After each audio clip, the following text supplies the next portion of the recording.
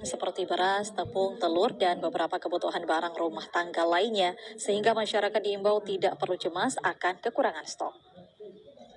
Pemerintah Aceh Jaya melalui Dinas Pangan memastikan untuk stok berbagai kebutuhan sembako rumah tangga di berbagai pasar masih aman dan lancar.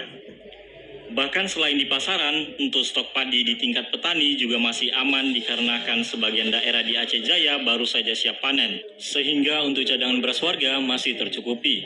Pemerintah setempat meminta agar masyarakat jangan khawatir dan tidak perlu cemas terhadap kekurangan barang.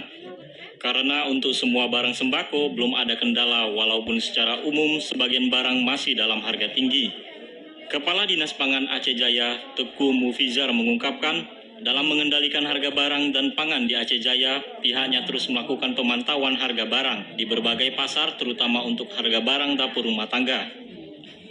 Lebih lanjut dijelaskan, untuk harga beras premium berkisar Rp12.000 per kilogram.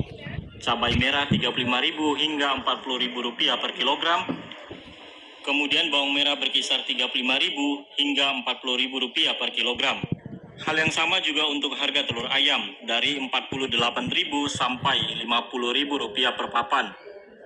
Di 2 minggu terakhir ini juga kami ada melakukan pencatatan harga di pasar. Ada beberapa komoditi barangkali yang selama ini sedikit menanjak, tapi alhamdulillah di 2 minggu terakhir ini masih stabil. Katakanlah untuk harga beras dengan kualitas premium sekarang berkisar di harga Rp12.000 per kilo.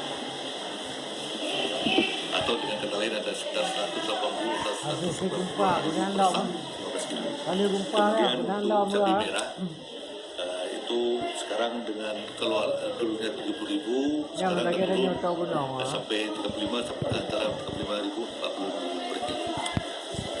Kemudian untuk bawang merah juga, bawang merah juga terpantau di pasar kita di Aceh Jaya ini sekitar Rp35.000 sampai Rp42.000 per kilogram.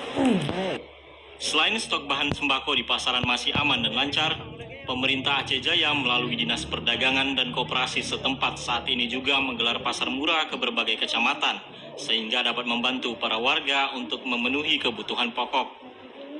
Dari Aceh Jaya, Musliadi, TVRI Aceh melaporkan.